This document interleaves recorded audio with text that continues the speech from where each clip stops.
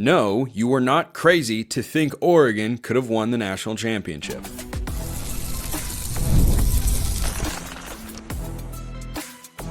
You are Locked On Ducks, your daily podcast on the Oregon Ducks. Part of the Locked On Podcast Network, your team every day.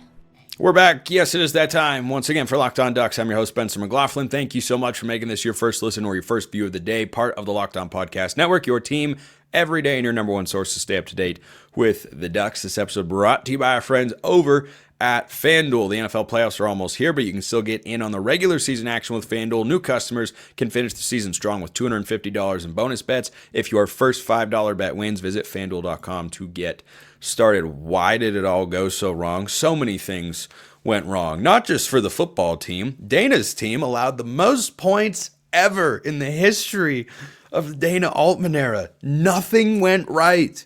Nothing went right. And we're going to talk about all of it today. First, we're talking about this notion. In the wake of Oregon's beatdown at the hands of Ohio State, plenty of people, understandably so, in the heat of the moment, felt like they were falsely led, or that they believed in something that they shouldn't have. And I guess Oregon wasn't actually good enough to win it. That is not true. Oregon had a horrifically bad day. Ohio State looks like the best team in the college football play. I have a hard time seeing how they lose unless they revert back to their Michigan form. Quick side note, by the way, people were making hay over Dan Lanning, just throwing in a jab at Ohio State losing to Michigan. The question was asked about how Ohio State has improved since the Michigan game. And what Dan Lanning said is, it wasn't our day and it wasn't their day against Michigan. He's right about that, by the way. On the one hand, that's coach speak. On the other hand, that is just the truth. So if you have listened to this show for a long time, or other shows, or if you've just followed the team this year, and you're tuning in for the first time, I see we've got some new subscribers on YouTube. Welcome. I appreciate you very much. If you thought Oregon could win at all, you weren't wrong. That team did have the ingredients to win the national championship. Just because they didn't doesn't mean they were incapable. I will give you several examples to illustrate my point here. In 2019, I was a college student at Santa Clara University, Skokos. The national championship game was played at Levi's Stadium, where the Pac-12 RIP championship used to be played. So a buddy and I, who lived in San Francisco, we got some tickets, went to the game, and Bama was playing Clemson.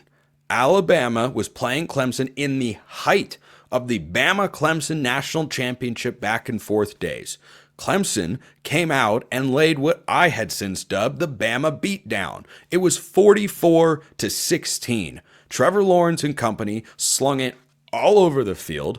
Tua was a mess, and Bama got destroyed. Peak Nick Saban. This is pre-portal when the SEC has apparently come down closer to everyone else, or everyone else is elevated up, however you want to look at it. Peak Nick Saban, Alabama, in a national championship game, got blown out by 28 points. Oregon ended up losing by 20, by the way.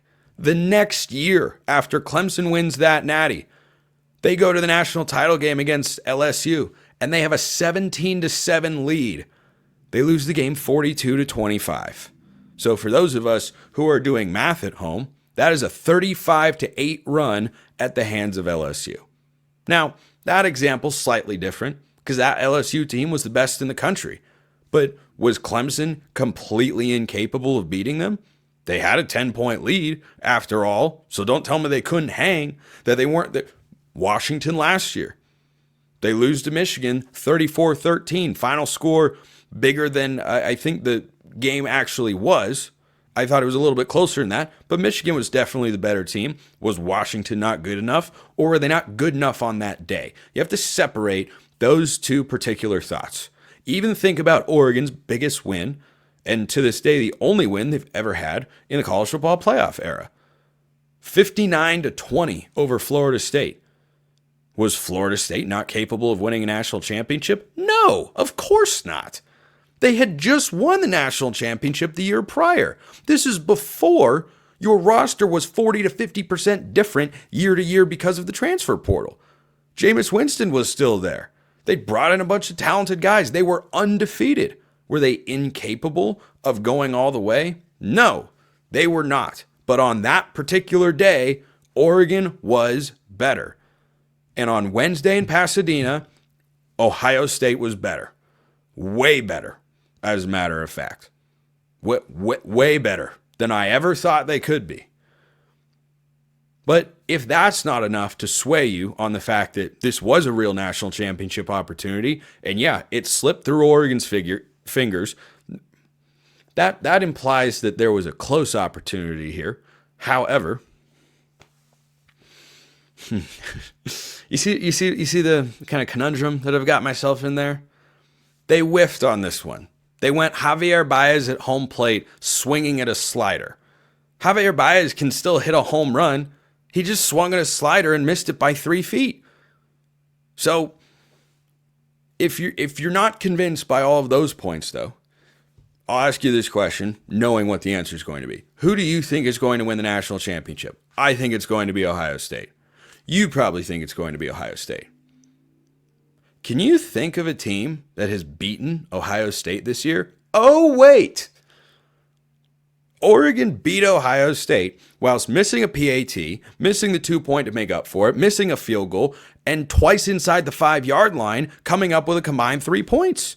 They still won the game.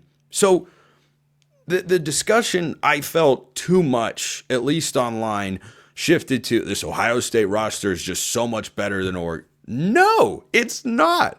They were significantly better on that day. Oregon had a bad game. Ohio State had a great game. And if you are playing poorly against a great roster that is playing really well, that's what the outcome is going to be. Florida State, for all the mocking that Oregon fans rightly did of Jameis Winston with his post-game comments, he wasn't completely off kilter saying, when you look at it, this game kind of could have gone either way. You know how many times a team fumbles 3 times in a football game? Not very often.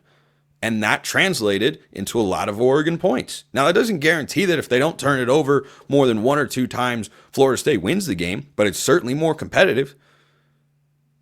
So to say that this national championship opportunity was just a farce, that it was fake, that it was never real, that Oregon just has so much room to grow. They're just way away from the best in the sport. They're not.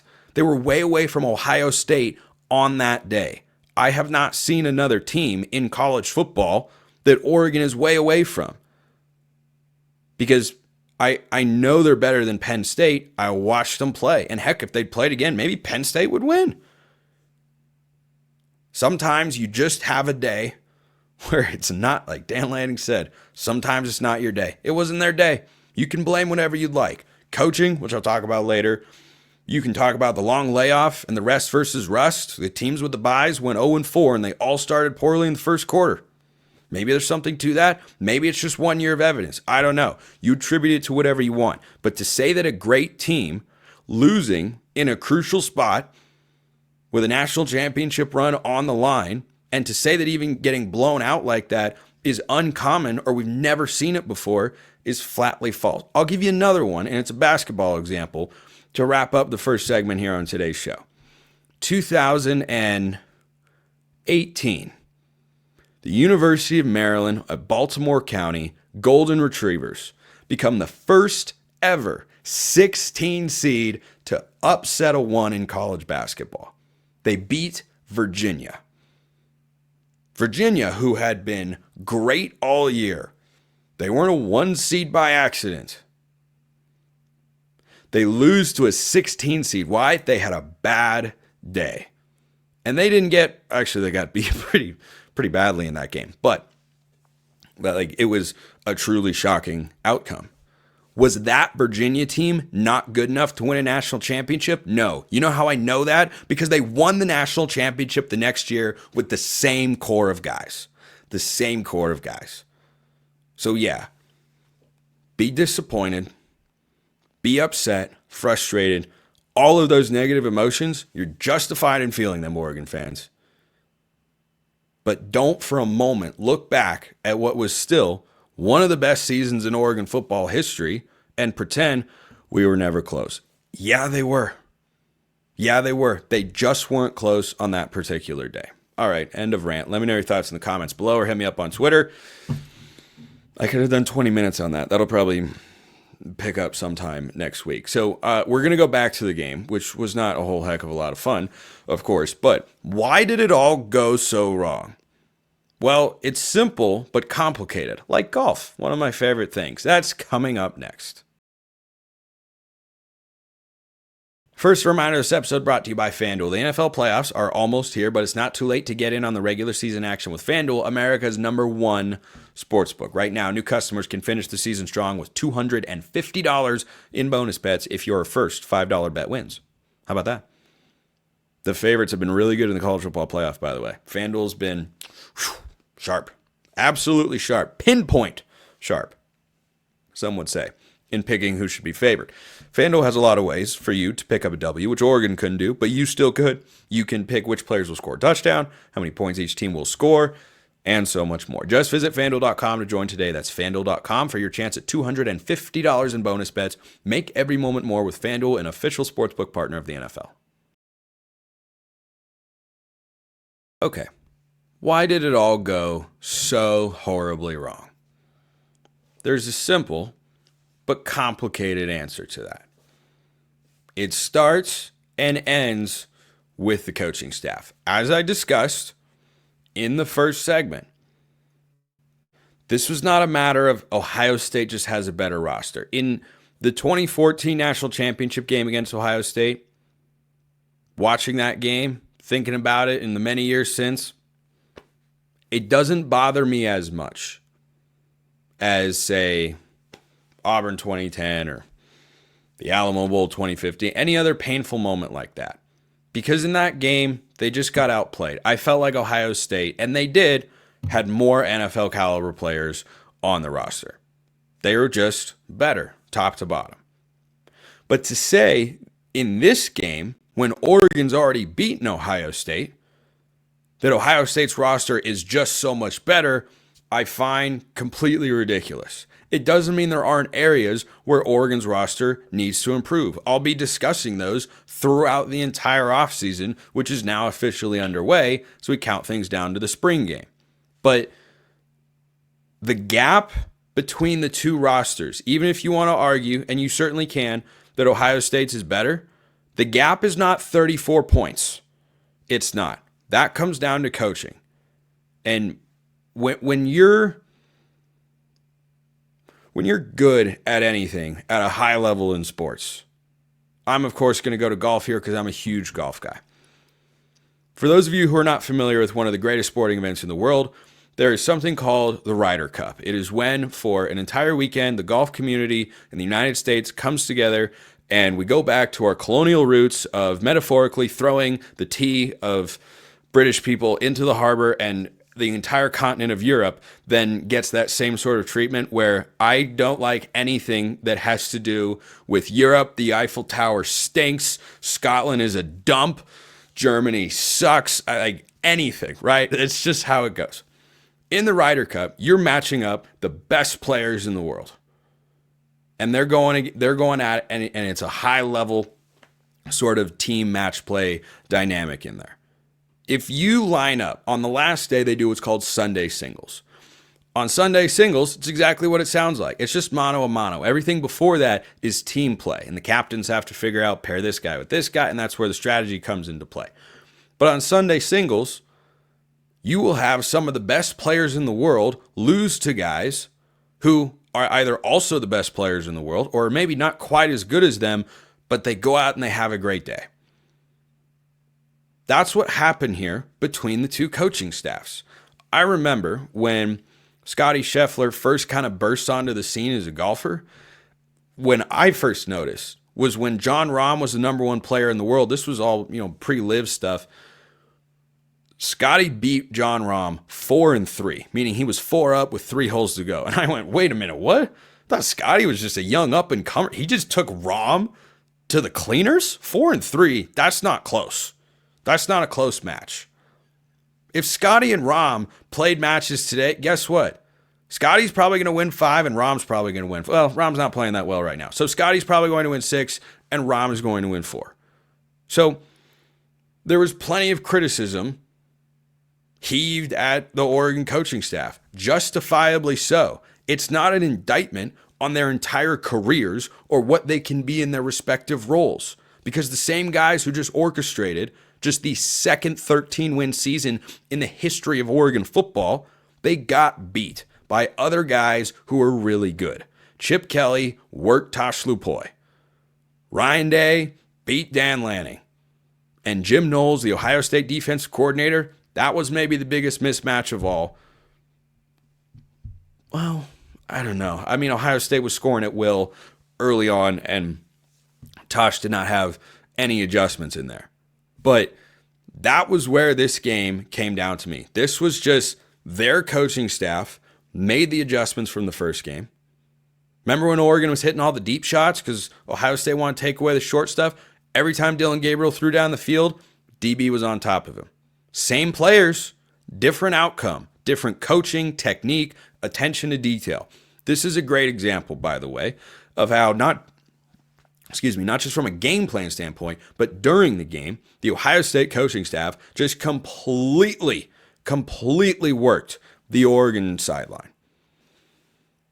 When Oregon started to find some semblance of offensive success, what really was happening was Dylan Gabriel would escape the pocket to his left and then make plays off script. That was Oregon's best offensive play. And so what Jim Knowles eventually did was really smart. There was a play in the second half, one of the 8 times that Dylan Gabriel was sacked in this game, and it came at the hands of Cody Simon, who led Ohio State with 11 tackles. He had 2 sacks, plus another TFL and a pass deflection. He had an incredible football game.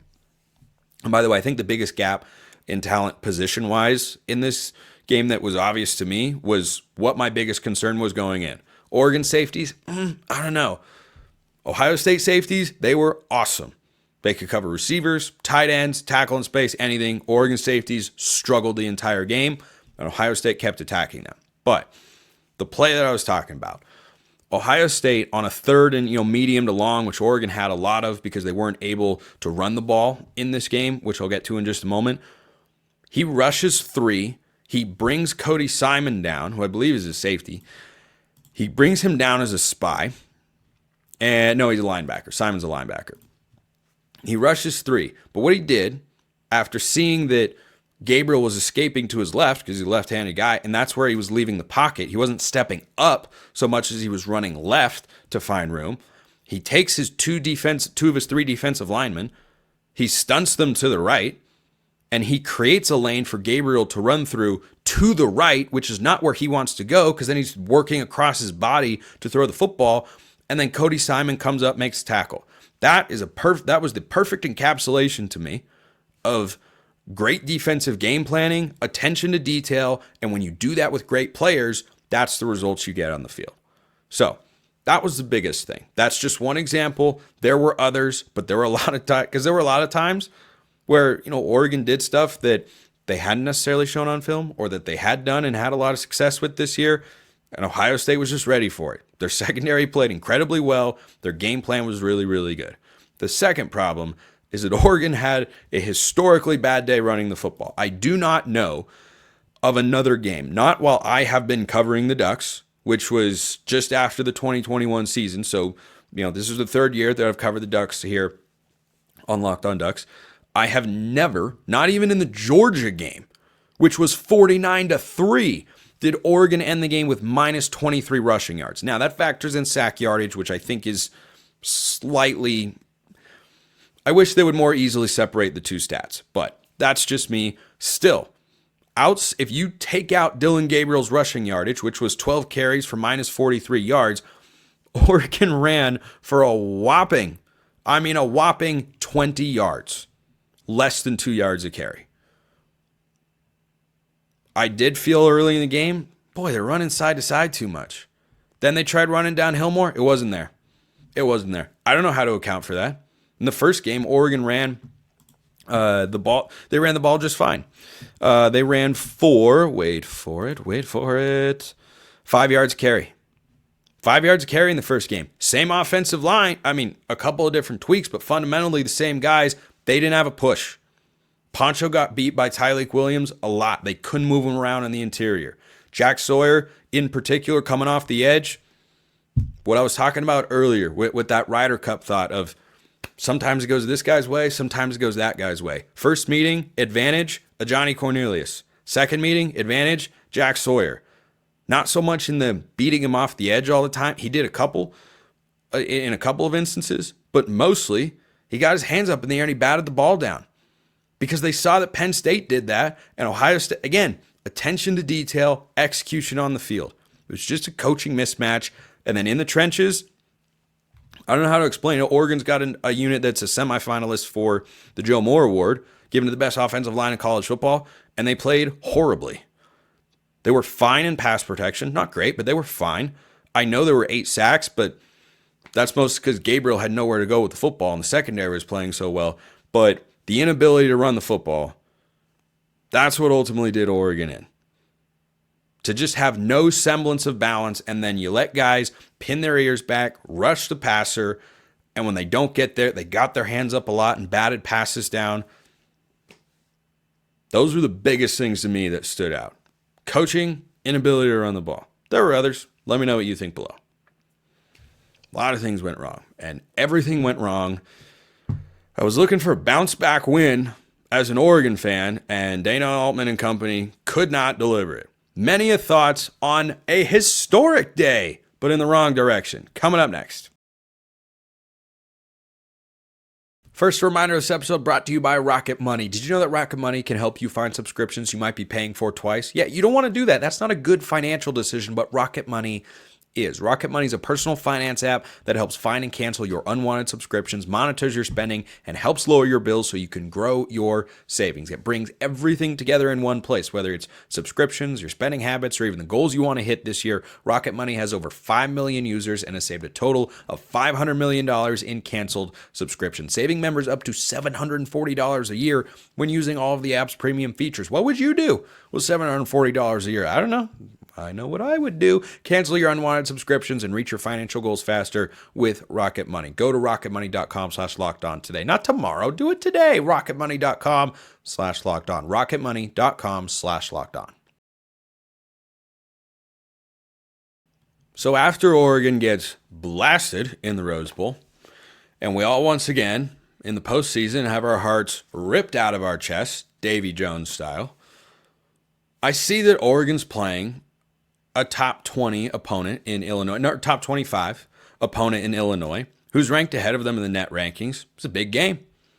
It's a huge game. Another opportunity for Oregon to stack up a quad one win.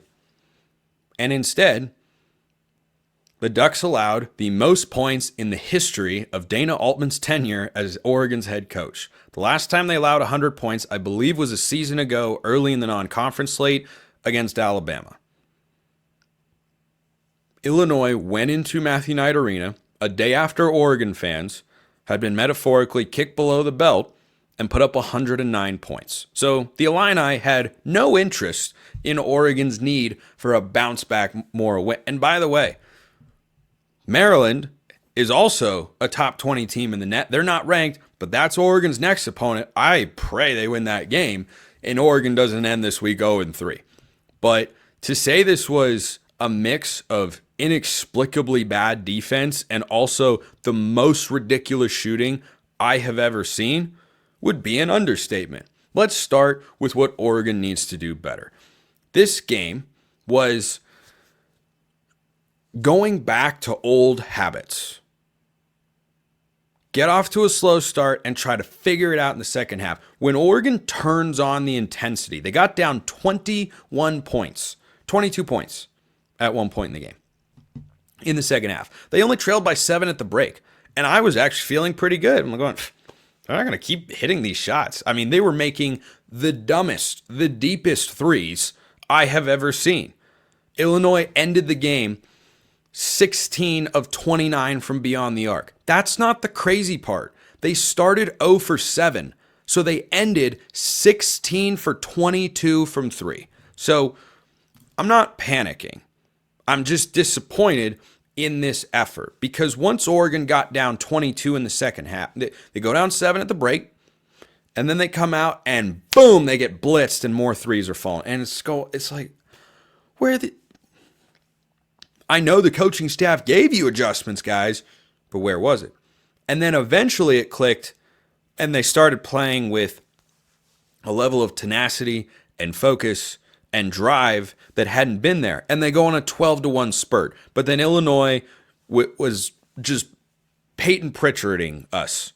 That's what happened. Everybody was launching Peyton Pritchard-esque threes. They hit 16 threes. 2 guys made 4 triples. Boswell, and I'm not even going to try to pronounce that guy's name, but they went a combined 8 of 12 from beyond the arc. Oregon, meanwhile, was 5 of 15. And Oregon ended the game with 77 points, which normally for Dana's squads, and this team in particular, is good enough to win. Because defensively, that's where they've always hung their hat. That's always been Dana's calling card. And that's been a formula to succeed. It usually is. Score enough and know that you're going to be strong defensively. I didn't feel like Oregon's interior defense was great.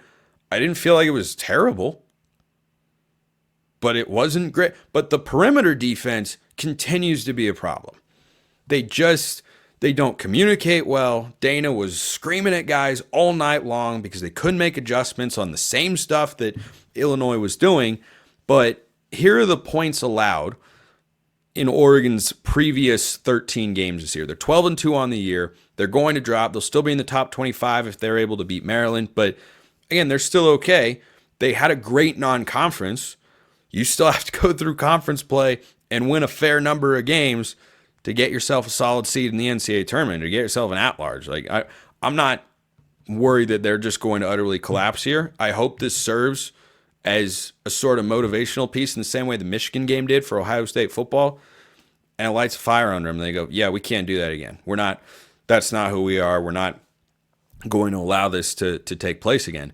So Oregon has allowed so far this year, again, varying levels of competition, but 76, 48, 70, 61, 75, 70, 68, 81, 60, 73, 61, 61, 49. There is just one other game this year, and that was against Alabama, who's a top 10 team, in which scoring 77 points wouldn't have been enough. So you combine a team that continues to struggle defending the three with a team that was having a historic run shooting the ball. I mean, it was absurd. I thought you were watching a basketball game with the difficulty on varsity to shoot.